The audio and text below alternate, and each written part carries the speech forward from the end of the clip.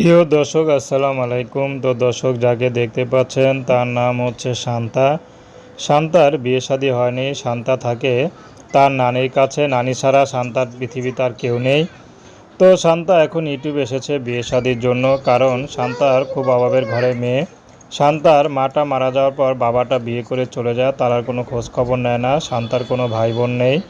শান্তা একেবারে এতিম, নানি ছাড়া তার পৃথিবীতে কেউ নেই। তো শান্তা এখন চাচ্ছে যদি ভালো একটা জীবনসঙ্গী পায় তাহলে শান্তা বিয়ে শাদী করবে। বর্তমানে শান্তা একটি স্কুলের ম্যাডামদের বিভিন্ন স্কুল ঝাড়ু দেয়, বিভিন্ন রুম। তো সেখান থেকে যা পায় তা দিয়ে কোনো মতে চলে। আগে সেই কাজ নানি করতো, তো নানির কাজ এখন নাতনি করে।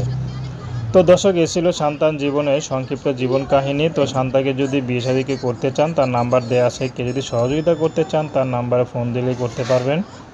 তো দর্শক, প্রেম ভালোবাসা বিয়ে শাদী করা একান্ত আপনাদের ব্যক্তিগত ব্যাপার। আসুন আমরা ৫ ওয়াক্ত নামাজ পড়ি, দেশের সেবা করি। আসসালামু আলাইকুম।